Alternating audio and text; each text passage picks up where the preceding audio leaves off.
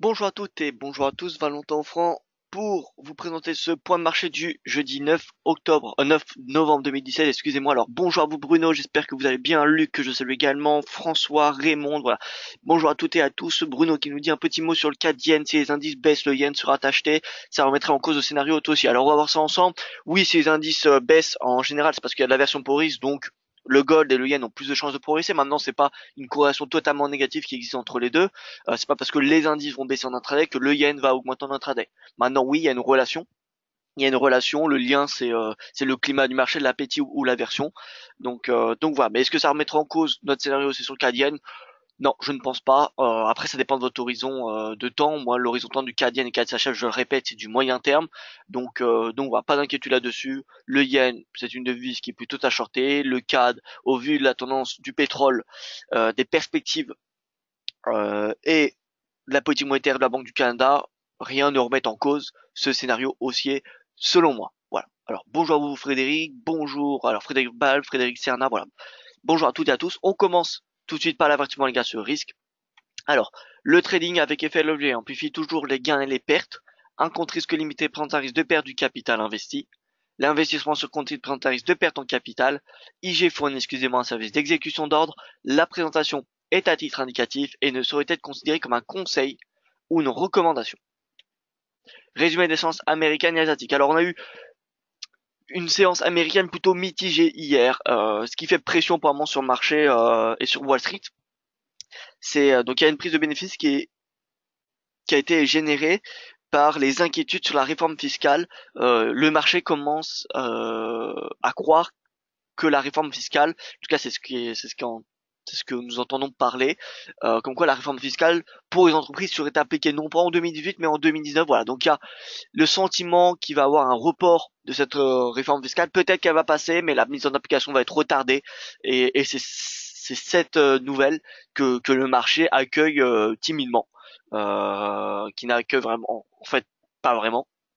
À part les valeurs techno qui rebondissent d'un point de vue technique, mais voilà, on peut voir que le Dow il est à l'équilibre, le S&P presque pareil, donc voilà, on n'a pas vraiment de mouvement de de mouvement haussier sur les indices américain. Et pour se remettre un petit peu dans le contexte, je vous rappelle que ce rallye haussier sur Wall Street date depuis l'élection de Donald Trump il y a tout juste un an, qui a été provoqué à son tour par la spéculation sur la réforme fiscale.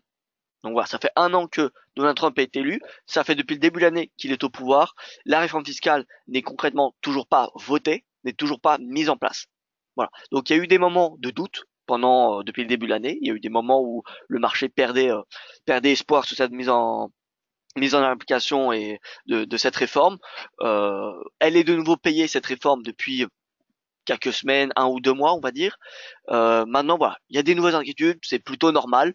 Maintenant, je ne suis pas là, je ne défends pas la réforme, hein, je ne dis pas que elle va être votée, je ne sais pas. Elle sera, en tout cas, devrait être votée par le Sénat cette semaine, par la Chambre des représentants, excusez-moi, cette semaine, et ensuite, ce sera l'étape du Sénat. Si le Sénat accepte, alors il y aura la mise en application qui, eh bien, sera mise en place normalement pour 2018, mais le Sénat pourrait très bien dire une mise en place progressive. Voilà, donc voilà, tout reste à faire encore. La réforme fiscale est loin d'être votée, elle n'a que été présentée en fin de compte. Elle n'a que été présentée. C'est la Chambre des représentants qui vont l'étudier cette semaine et ensuite le Sénat d'ici la fin de l'année normalement. Voilà. Donc sinon ce matin le yen progresse avec le gold. Forcément si le yen progresse, eh bien le Nikkei recule au vu de leur relation totalement négative. On va le revoir ensemble parce que c'est vrai qu'on la regarde pas suffisamment et donc voilà, on va la regarder ensemble. Le Hang Seng Index progresse et le MSCI Pacifique également. Alors on regarde tout de suite cette cette corrélation négative. Alors tout d'abord, avant tout, étant donné qu'on a ce graphique devant les yeux, on a le spread devant nous américain, allemand que vous commencez à très bien connaître et vous voyez que le spread se détend. Hier, il a continué à se détendre. Ce matin, alors non, ça c'était oui, ce matin, il perd du terrain, ce qui va être bénéfique pour l'euro. Si ce spread se contracte, c'est bénéfique pour l'euro, et s'il se détend, c'est bénéfique pour le dollar. Voilà. Alors, on va regarder le Nikkei. Le Nikkei 225. Alors on va enlever toutes ces lignes. Voilà. Le Nikkei en jaune avec l'USD Yen. L'USD Yen que nous allons mettre en noir pour l'occasion. On va enlever le RSI, le stochastique. Voilà donc la corrélation qui existe entre le Nikkei et l'USD Yen. Donc comment on explique cela? Eh bien, le Japon, comme vous savez, c'est un pays qui exporte énormément de sa production, de l'ordre de 80% environ. Donc étant donné qu'elle exporte beaucoup, le taux de change a un facteur très important pour le Japon. Plus le yen va être baissier, plus le yen va être faible, et plus elle aura de facilité à exporter. Et donc, plus elle aura de facilité, moins ça remettra en, comment dire, moins ça remettra pression sur ses exportations et sur sa richesse produite. Voilà. Donc si par exemple le yen s'apprécie de 20%, ça va faire pression sur les exportations, et puisque les exportations sont extrêmement importantes pour la richesse japonaise, eh bien ça a un impact direct sur le Nikkei. Voilà, c'est comme ça que ça s'explique. Donc on a l'USD Yen qui, je le rappelle, est en noir et le Nikkei en jaune. Voilà. Donc d'un point de vue long terme, là c'est que sur 5 ans, mais on peut remonter sur 10, 20 ou 30 ans, voilà. On a une corrélation qui est dite positive. C'est-à-dire que dès que l'USD Yen progresse, on a le Nikkei qui va progresser. Ce qui veut dire que lorsque le Yen recule, le Nikkei progresse. Voilà, donc là on peut voir qu'on a une corrélation qui s'est affaiblie depuis le début de l'année, surtout depuis le début de l'été, comme on peut le voir, on a un écart entre les deux qui augmente. Maintenant cet écart, il n'est pas très important non plus. Regardez par exemple ici, c'est plutôt la direction que prennent ces deux cours, ces deux valeurs qui sont importantes. C'est pas vraiment la distance entre les deux. C'est pas parce qu'un cours va être collé que ça a changé grand chose. Non, c'est pas vraiment important. C'est la direction des deux cours. Là, on s'est haussier sur les deux. Voilà. Et c'est lorsqu'il y aura une corrélation qui est un inversement de la corrélation, et bien c'est à ce moment-là où ça va être intéressant pour le trading. Parce qu'on sait que d'un point de vue historique, on a une corrélation positive. Donc si à un moment on a une corrélation qui est négative, eh bien on va pouvoir trader, on va pouvoir jouer l'inverse. On va pouvoir trader, on va pouvoir anticiper l'action du Nikkei, tout simplement. Donc là le Nikkei progresse plus rapidement que l'USD Yen grâce à l'appétit pour le risque, grâce à la réélection du Premier ministre japonais. Voilà, maintenant si l'USD Yen repart à la baisse à ses plus bas annuels, vous vous dites bien, au vu de ce graphique, que le Nikkei va avoir du mal à progresser. Voilà. Donc c'est ce graphique qu'il faut regarder, et qu'il faut garder un œil. Donc l'USD Yen avec le Nikkei.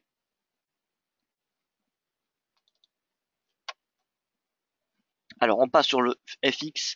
Le dollar qui n'a toujours pas clôturé au-dessus de sa résistance, toujours pas de cassure, hein, ça confirme un petit peu. Alors la semaine n'est pas finie, mais le sentiment que nous avions en début de semaine, c'est-à-dire un range trading sous cette résistance, eh bien pour le moment elle est confirmée. Donc moi c'est pareil, hein, le scénario reste le même, c'est consolidation sur le dollar cette semaine. Pourquoi? Eh bien parce qu'il n'y a pas vraiment de facteur qui justifierait une hausse. On l'a vu la semaine dernière, on avait un tas de facteurs qui pouvaient justifier une cassure de cette résistance, et nous n'avons pas eu cette cassure. Donc je ne vois pas pourquoi cette semaine nous aurions eu. Voilà.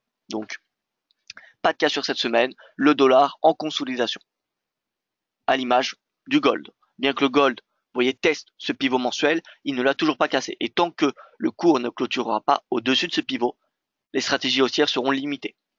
En fait, c'est un range trading, tout simplement. Donc si on a une clôture, vous voyez que si le gold clôture à ce niveau de prix, là, parfaitement à ce niveau de prix, ce sera plutôt une bonne opportunité pour passer à l'avant, parce qu'on serait tout en haut du range, et donc la stratégie serait baissière jusqu'à un moyen mobile à 200 jours, c'est-à-dire jusqu'à 1270$. Voilà. Donc le gold, actuellement, tout va dépendre du dollar. Si le dollar est haussier aujourd'hui, vous voyez, pour le moment, le DXY recule de 0,11 points. Donc si le gold passe dans le vert aujourd'hui et clôture dans le vert, ça fera normalement pression sur l'once or, et ce sera le moment, ce sera vraiment un point d'entrée intéressant pour passer à la vente sur le gold et viser cette moyenne mobile à 200 jours. Voilà. Sinon, on peut voir que l'euro dollar, il consolide. voyez, très très faible momentum depuis le début de la semaine. J'ai rarement vu ça sur l'euro-dollar. Vous voyez que habituellement on voit quand même les chandeliers. Là, on ne voit strictement rien. Donc voilà, il n'y a aucun momentum sur l'euro-dollar. La stratégie reste baissière, hein. Vous voyez que d'un point de vue technique, l'euro-dollar reste inscrit dans ce drapeau de momentum. Donc, euh, donc voilà, on a une légère divergence haussière qui est en train de se profiler, comme vous pouvez voir, des points bas de plus en plus bas sur le prix et des points bas de plus en plus haut sur le momentum, pardon. Donc on a une divergence entre le prix et le momentum. Le momentum prend le dessus. Donc voilà, attention. Alors, elle est loin d'être confirmée cette divergence, donc pas de précipitation. C'est pas parce qu'on a une divergence haussière qui se profile qu'il faut acheter. Regardez ici, on avait une divergence haussière, et pourtant c'était pas le moment d'acheter. Voilà, donc pas de précipitation, mais voilà, on a en tout cas une divergence entre le prix et le momentum, mais qui est pas encore confirmée. Donc pour moi, ça ne vaut quasiment rien. Mais c'est bien de la signaler en tout cas.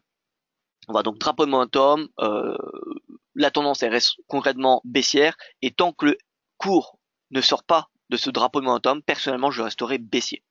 Voilà, donc moi je suis baissier sur du moyen terme. À court terme, vous doutez bien qu'il n'y a pas grand chose à faire au vu du momentum. Maintenant, si vous voulez trader en intraday, eh bien vous prenez plus bas de la veille, vous prenez plus haut, et vous avez des résistances, enfin des pivots intraday.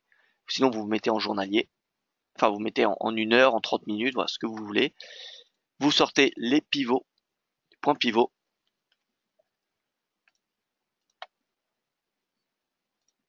Voilà, vous sortez les points pivots et voilà, vous avez des excellents niveaux de support résistance. Pour ma part, hein, je pense que les points pivots, c'est peut-être l'un des meilleurs indicateurs de support résistance pour de l'intraday. Pour de l'intraday, honnêtement, les points pivots, c'est vraiment très très bon, très très bien. Donc voilà, si vous êtes trader intraday, je vous invite à les afficher sur votre graphique.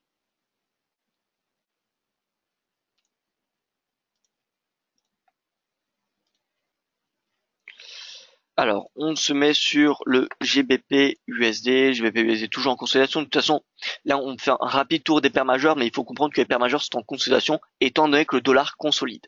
Voilà. Maintenant, on va voir des petites tendances. Par exemple, sur le CAD. Le CAD, étant donné que, voilà, le dollar canadien a un momentum assez important au vu du pétrole, de la tendance du pétrole en ce moment. Mais sinon, si on regarde l'euro, le GBP, il n'y a pas vraiment de mouvement. Donc le GBP, toujours consolidation, et toujours dans ce canal haussier qui invite à passer à l'achat sur la base de ce canal. Voilà. Je ne dis pas, pour moi, j'ai pas vraiment de conviction, donc je ne dirais pas une stratégie acheteuse, mais d'un point de vue d'analyse technique, purement d'analyse technique, là, il y a une probabilité de hausse quand même plus importante. En tout cas, l'analyse technique invite plutôt à la hausse qu'à la baisse. Voilà. Maintenant, moi, ce qui m'intéresse réellement sur le GBP-USD, c'est de payer les 1,30. Les 1,30 qui coïncident avec la moyenne mobile à 200 jours. Là, c'est un niveau de support très intéressant et qui m'intéresse particulièrement. Particulièrement pour viser cette oblique baissière de long terme. Le NZD, voilà, continue sa hausse. Alors, est-ce qu'il faut s'inquiéter? Non, comme vous le savez. Pas d'inquiétude. Pour moi, la tendance reste clairement baissière au vu de la moyenne mobile à 50 jours. Comme vous pouvez constater, elle est orientée à la baisse. Donc voilà, pas vraiment de remise en cause de la tendance baissière. On va probablement avoir un pullback à 0,70, comme on peut le constater, on est relativement proche. Et si on revient à 0,70, il faudra attendre une jambe de baisse plus une divergence baissière du RSI pour passer à la vente. Mais vous voyez que pour le moment, le NZD-USD, il est dans ce canal. Voilà, il est dans ce canal. Et je pense que c'est ce canal ce drapeau de, pardon, ce drapeau, oui, qui est en place. Et tant qu'il n'est pas cassé, il n'y a pas de position vendeuse à avoir à court terme sur le NZD. Maintenant, si on revient à 0,70, qui est une divergence baissière et qui aboutit à une cassure par le bas de ce drapeau, ce sera vraiment le moment. Ce sera le moment de vendre le NZD-USD en direction des, comme vous le savez, 0,68. L'USD CAD, alors l'USD CAD, pareil, baissier, comme je vous l'ai dit, enfin c'est l'inverse du NZD, mais du NZD-USD, mais voilà, le pétrole qui soutient le CAD et qui donc fait pression sur l'USD. Donc l'USD CAD baisse, il baisse depuis le début de la semaine, il est actuellement à 27,37, donc retour au précédent plus bas. C'était un petit peu le sentiment qu'on avait hier, il me semble, hier ou avant-hier. Euh, voilà, maintenant on n'a pas vraiment de divergence haussière. Bon, moi il y a rien qui m'inspire probablement sur les ECAD. Je reste haussier, haussier sur du moyen terme parce que j'estime que le dollar a de fortes chances de revenir à cette moyenne mobile à 200 jours, en espérant que le cours ne va pas consolider encore plusieurs temps, plusieurs moments, pardon, plusieurs séances, et que la moyenne mobile en fait ne va pas rejoindre ce prix. Voilà, parce que cette moyenne mobile est extrêmement importante sur le DXY. J'ai envie de dire, c'est peut-être la moyenne mobile à 200 jours la plus importante parmi les paires majeures. Donc voilà, cette moyenne mobile est très très importante. Cette moyenne mobile à 200 jours. Donc l'USD-CAD, moi personnellement, j'ai plutôt un sentiment haussier. Maintenant, comme vous le savez, vendre le CAD ne m'est pas vraiment, c'est pas vraiment quelque chose que j'affecte, que j'affectionne, pardon. Donc je préfère acheter le CAD face au yen ou à l'USD ou au CHF, excusez-moi. Donc achat CAD yen, CAD CHF, ou alors si vous voulez acheter du dollar, faites-le contre des devises faibles comme le yen et le CHF encore une fois. Donc CAD yen, on a toujours notre scénario haussier. C'est un peu de mal en ce moment parce que, comme je vous l'ai dit depuis le début de la semaine, on a voilà cette réforme fiscale qui émet de plus en plus de doutes au marché. Et donc on a le yen qui est payé à l'inverse des marchés actions qui prennent des bénéfices, qui sont en prise de bénéfices. Voilà. Donc le CAD yen a un peu de mal en ce moment, mais voilà, je garde mon opinion haussier. Ça fait depuis maintenant pas mal de temps. Alors, le dernier scénario haussier, il avait été donné à cet horizon de prix, mais on est à l'achat sur Cadienne depuis les 87 et quelques, il me semble. Voilà, donc ça fait quand même pas mal de temps qu'on a l'achat. Ça n'a pas été atteint à 4 pips près, il me semble. Plus haut 91, 64 et 64,3, pardon. Non, 68, 64,3. Donc oui, à 4 pips près, ça n'a pas été atteint, cet objectif du Cadienne. Mais voilà, je reste aussi sur celui-ci au vu des politiques monétaires, des divergences des politiques monétaires, pardon. Donc CAD-Yen, CAD-CHF c'est pareil, l'USD-CHF la parité, on n'a pas de breakout du précédent plus haut, donc toujours en consolidation. Tant qu'on n'a pas le breakout, ce prix de clôture, eh bien c'est une consolidation que nous avons. Et l'USD-Yen, l'USD-Yen c'est pareil. Alors à court terme, on peut voir que on est dans une légère tendance baissière, le RSI est baissier, le prix également, donc retour à cette moyenne mobile à 200 périodes, 113,10. Voilà, 113, je vous avais annoncé ça, il me semble, hier ou avant-hier. 113, pour moi, c'est un premier niveau de prix intéressant de support, mais celui qui m'intéresse particulièrement, c'est ce niveau de support mensuel à 112,40. 112,40, c'est vraiment un premier niveau de prix à payer sur du moyen long terme.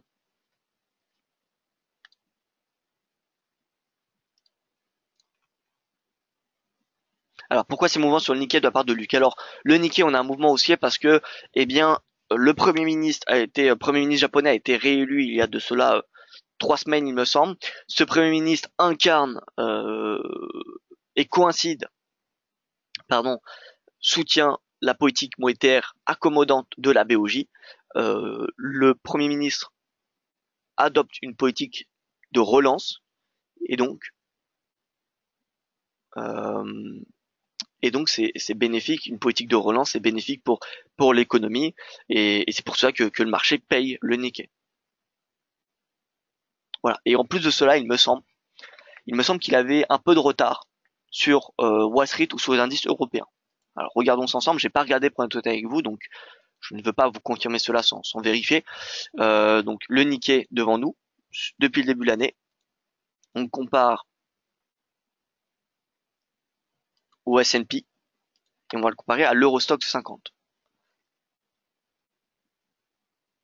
Eurostoxx 600, ça va être encore mieux. Nikkei 225, Eurostoxx 600, S&P 500, donc on a les grosses caps.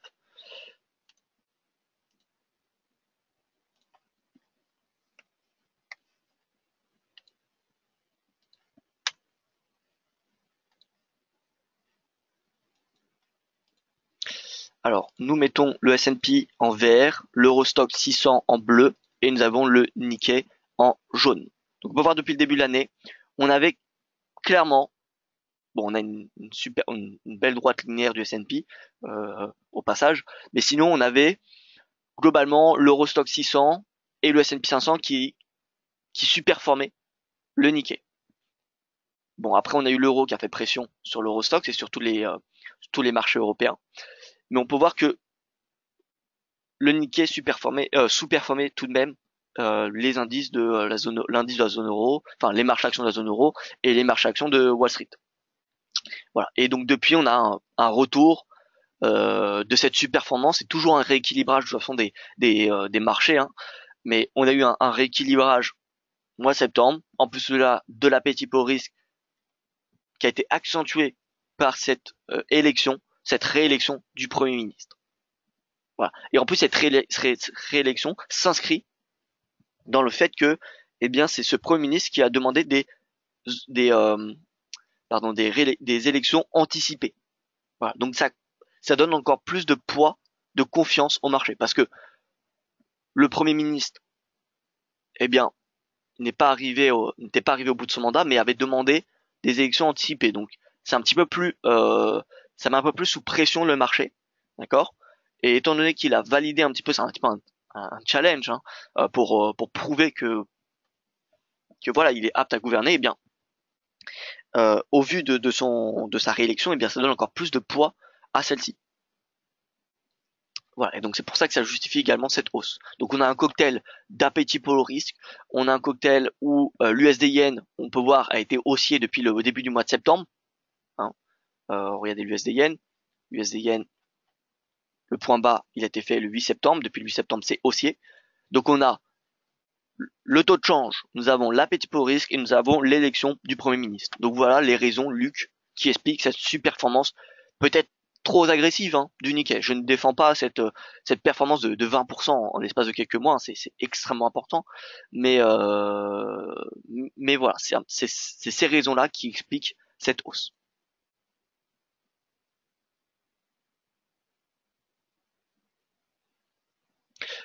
Alors, divergence sur le Nikkei en formation, mais pas encore confirmé. Quand peut-on jouer une consolidation à la baisse? Alors, une divergence à la baisse, à mon avis, ce que vous voulez dire, Didier. Alors, une divergence à la baisse, pour moi, elle se valide déjà lorsque le RSI casse 50. Dès qu'on a une cassure de 50 du RSI, c'est le moment où la divergence est, selon moi, validée. Voilà. Maintenant, on peut voir qu'on a un beau mouvement. Alors, attention, ici, on a le prix du Nikkei avec le futur qui est combiné. D'accord? Donc, on peut avoir un chandelier vert, alors qu'en fait le cours a reculé, mais parce que le futur a progressé ensuite, et bien et qu'il a clôturé dans le vert, alors on aura le Nikkei qui sera dans le vert. Voilà, donc ça c'est le Nikkei futur.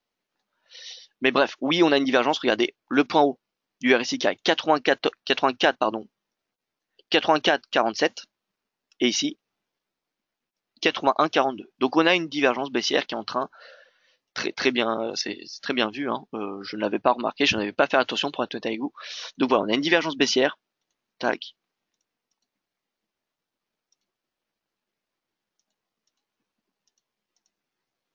Nous avons une divergence baissière sur le Nikkei qui est encore loin d'être validée. 50 se situe ici. Vous voyez? Donc, on est encore très loin de la validation. Maintenant, un premier signal baissier, ça serait une cassure par le bas de son canal. Alors, on va trouver un canal haussier. Voilà, c'est tous les points bas depuis le début de septembre, depuis le début du rallye. C'est une ligne de tendance haussière qui vient chercher tous les points bas. On peut aller chercher également tous les points hauts. Voilà. Pourquoi pas? Ou alors, ce qu'on peut faire également, c'est tracer une droite parallèle à celle-ci.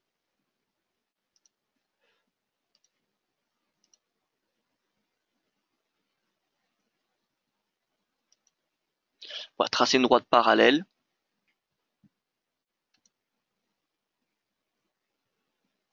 Voilà, qui inclut les prix de clôture, bien évidemment.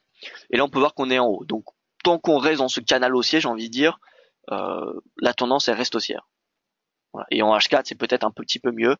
On va pouvoir même peut-être faire quelque chose d'un peu plus précis sur du H4.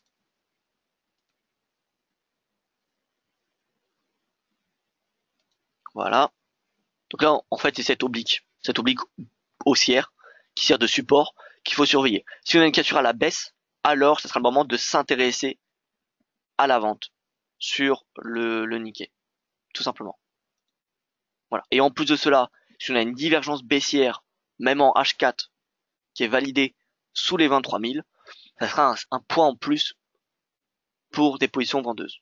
Voilà. En tout cas, on n'a pas eu de prise de bénéfice depuis le début du mois de septembre, comme vous pouvez le constater. Donc, j'ai envie de dire, bon, c'est facile à dire cela, mais tôt ou tard, le marché devra prendre des bénéfices. Il devra prendre des bénéfices. Donc, prendre le prix de clôture, je vais prendre juste les prix de clôture, 23 000. Donc voilà, si on a un retracement, déjà 38,2, c'est le premier objectif, et ça ramènerait le cours à 21 600 points. Voilà. Maintenant, attention, je ne dis pas qu'il faut vendre maintenant. Comme vous le savez, le plan de trading, c'est d'attendre cette cassure de cette oblique baissière. Et dans ce cas-là, ce sera le moment, peut-être, de vendre le Nikkei. Et en plus de cela, en fait, si on a la divergence baissière qui continue à s'accentuer, alors oui, ça sera une opportunité, je ne dirais pas parfaite, hein, mais très intéressante. On va pour le Nikkei. Alors, je regarde les questions, il y en a pas mal.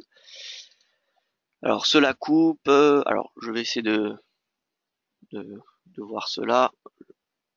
Le son est taché. Alors, pourtant, j'ai essayé je fais des tests et chez moi, ça marchait très bien. Euh, bon.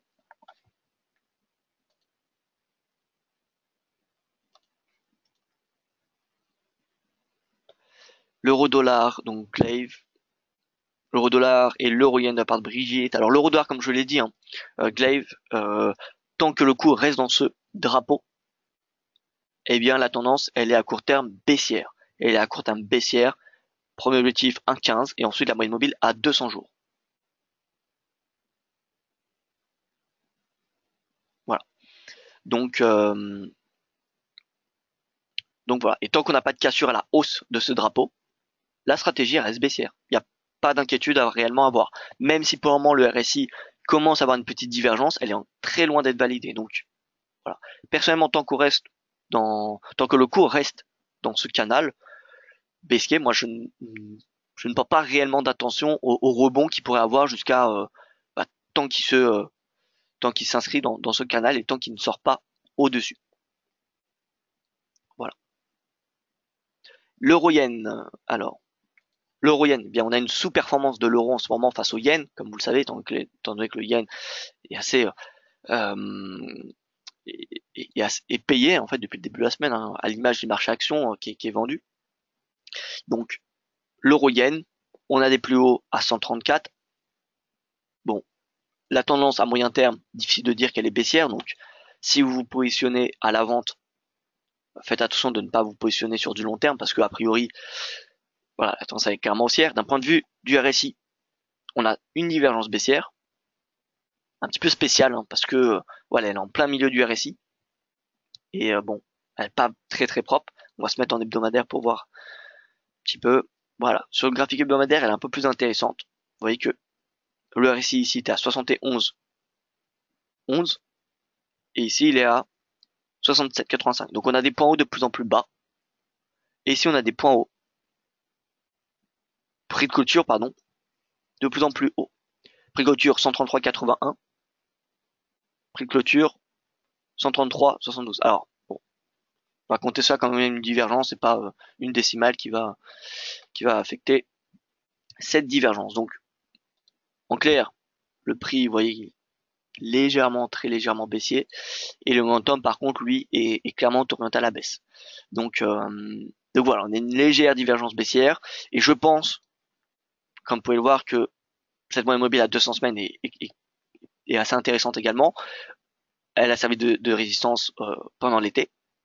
Je pense que le cours pourrait faire un pullback sur ce niveau-là, donc à 130.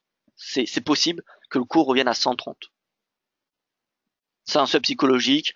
Le marché n'a pas réellement fait de pullback dessus. Donc voilà, ça ne m'étonnerait pas que nous retrouvons 130 à court terme. Pourquoi? Eh bien, déjà parce qu'on a une sous-performance de l'euro qui est provoquée par le dollar et la BCE. savez, il y a une corrélation négative entre l'euro et le dollar. Dollar, vous connaissez mon opinion, je suis haussier dessus en ce moment. Donc, baissier sur l'euro. Et en plus de ça, on a la BCE. Avec, on l'a vu, le spread US allemand qui continue à se détendre.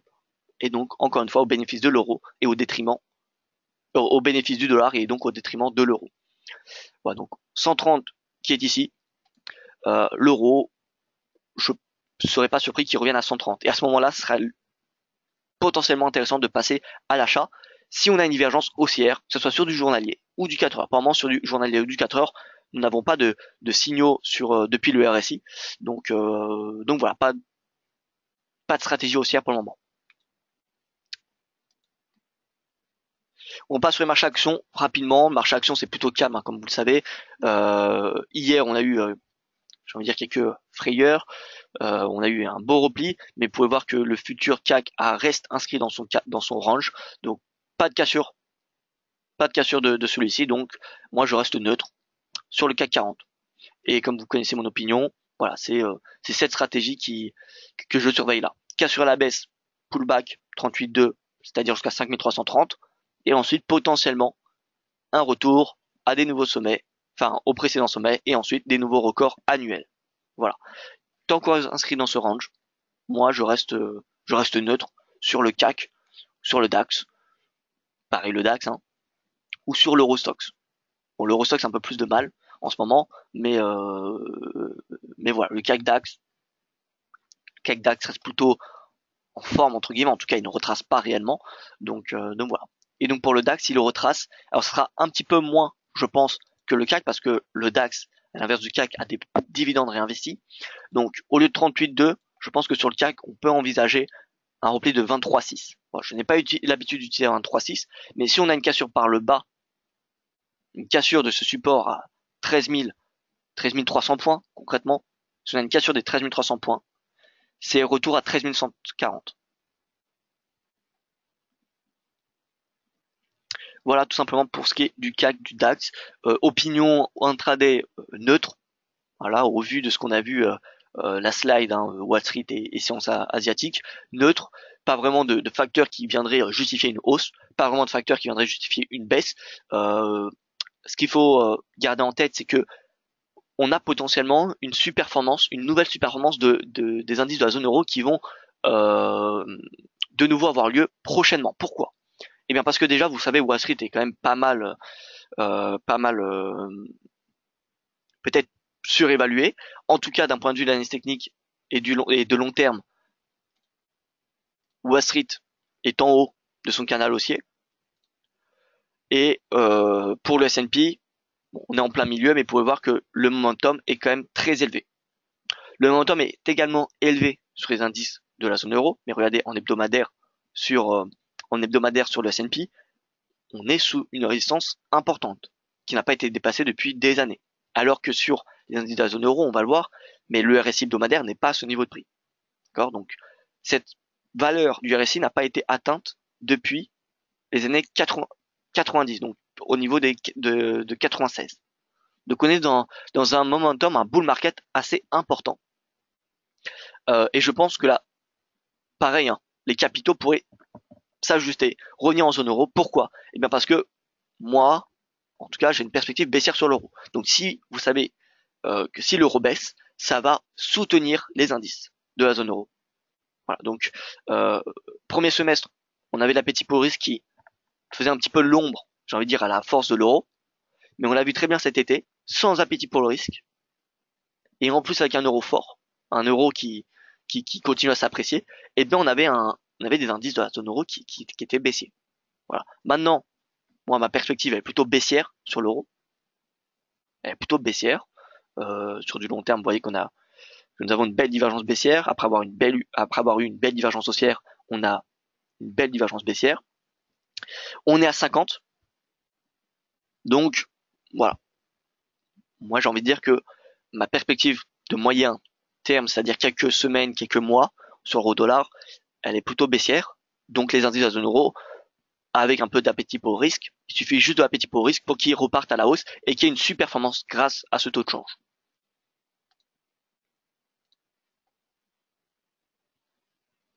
Bonjour, donc plutôt baissier, GBP USD, quelles grandes annonces? Alors, GBP USD, plutôt baissier. Encore une fois, moi je suis neutre à l'image du cours. Il n'y a pas vraiment de conviction, hein. Enfin, moi honnêtement, je n'ai pas vraiment de conviction quand je vois ce cours entre GBP et l'USD. Déjà d'un point de vue fondamental ou d'un point de vue technique, les deux banques centrales sont dans des cycles de durcissement des taux, alors pas pour les mêmes raisons. Et d'un point de vue technique, le GBP est dans un canal haussier. Et techniquement, tant qu'on n'a pas de cassure de ce canal, eh bien, l'analyse technique invite à trader l'intérieur de ce canal. Voilà. Et encore une fois, moi, je ne traite pas ce canal parce que, voilà, je n'ai pas de réelle conviction sur celui-ci. Par contre, les 1,30 qui sont relativement proches de cours, les 1,30 qui coïncident actuellement avec la moyenne mobile à 200 jours, c'est un niveau extrêmement intéressant pour passer à l'achat. En tout cas, d'un point de vue technique, je pense que ça vaut le coup d'essayer de passer, d'avoir une stratégie acheteuse jusqu'à au moins 1,32. Voilà. Donc, moi, ce range, je n'y touche pas. Je n'y touche pas parce que il suffit d'une annonce de Brexit pour que le cours sorte de ce range. Par contre, 1,30 plus la moyenne mobile à 200 jours, c'est un niveau très important et c'est pas une petite annonce ou une annonce moyenne qui fera casser ce niveau de support. En tout cas, je ne pense pas. Donc voilà, neutre pour moi sur le GBP. Un retour à 1,30 serait un niveau de prix intéressant pour passer à l'achat. Alors, opportunité du jour, opportunité entre guillemets, hein, trade du jour, idée du jour plutôt, voilà, idée du jour, c'est un meilleur mot, je trouve. Alors, on va voir quelle devise superforme à court terme. Alors, l'AUD. Alors, l'AUD USD haussier, GBP USD haussier, NZD USD haussier. Voilà, donc NZD, la devise qui superforme, le FX. Vous voyez que face au dollar, c'est celle qui marque la meilleure performance. Donc NZD haussier, et à l'inverse, celle qui a plus baissière face au dollar,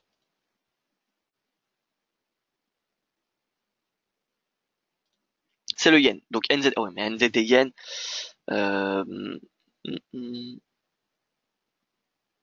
ah non, USD, pardon. USD qui superforme donc. NZD USD, NZD USD, voilà, retour à 0,70 à court terme. Par contre, bon, comme vous le savez, moi j'ai une conviction baissière à moyen terme. Voilà, donc, bon, c'est pas beaucoup, hein, mais c'est une idée du jour. Alors ça fait une trentaine de pistes. Bon, c'est quasiment rien, mais vous voulez ma conviction du jour, eh bien, NZD USD, potentiellement celle qui va le plus progresser aujourd'hui. Voilà, donc 0,70. Et à partir de 0,70, je vous rappelle, il faudra surveiller si on n'a pas de divergence baissière en H4. Si on a une divergence baissière en H4 plus une sortie de ce drapeau, ça sera le signal, enfin les signaux baissiers que j'attendrai. Voilà. Donc si on a la cassure de ce drapeau plus la divergence baissière en H4, voilà, faudra probablement se positionner à l'avant. Donc nous ne sommes pas encore là. Je pense que d'ici demain, nous n'allons pas casser ce canal. Donc nous verrons ça demain. Mais voilà, pour le moment, la stratégie elle est haussière jusqu'à 0,70.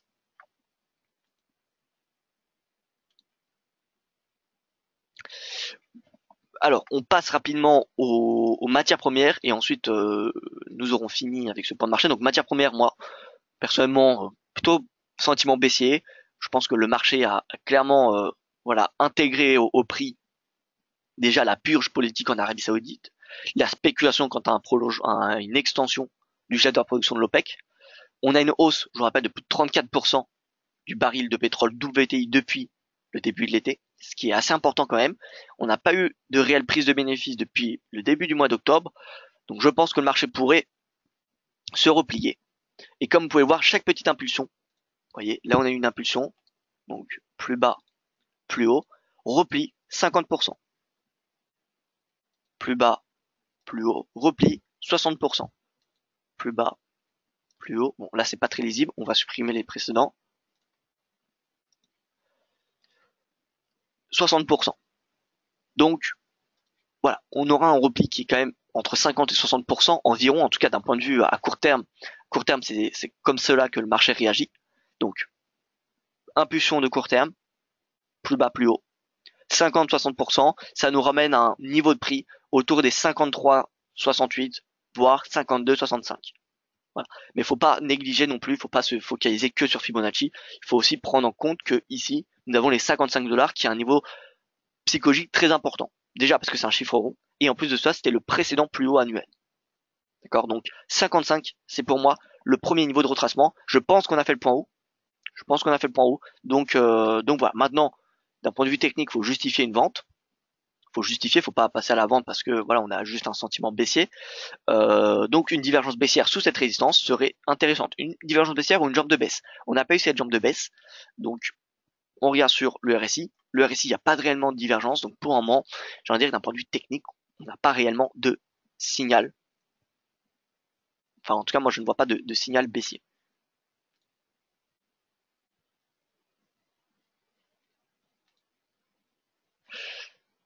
On va ajouter le stochastique pour voir un petit peu ce qu'il affiche.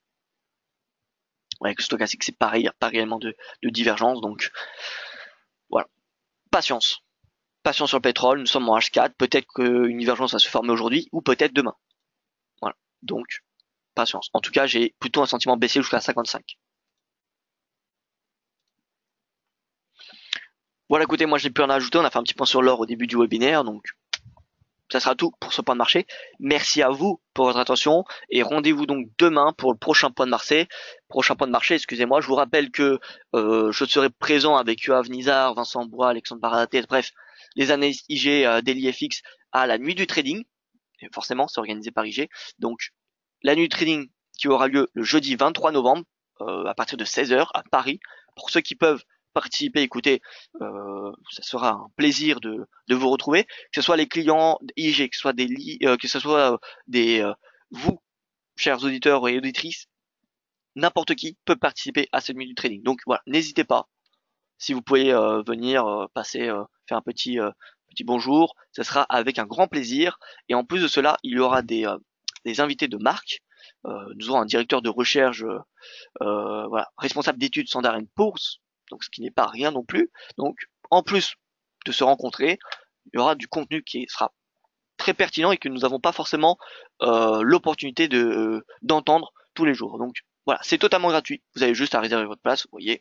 Et voilà. Donc à demain pour le prochain point de marché. Et pour ceux que je retrouverai eh bien jeudi 23 novembre, eh bien écoutez, ce sera avec un grand plaisir de vous rencontrer. Voilà, excellente journée à vous et bonne journée.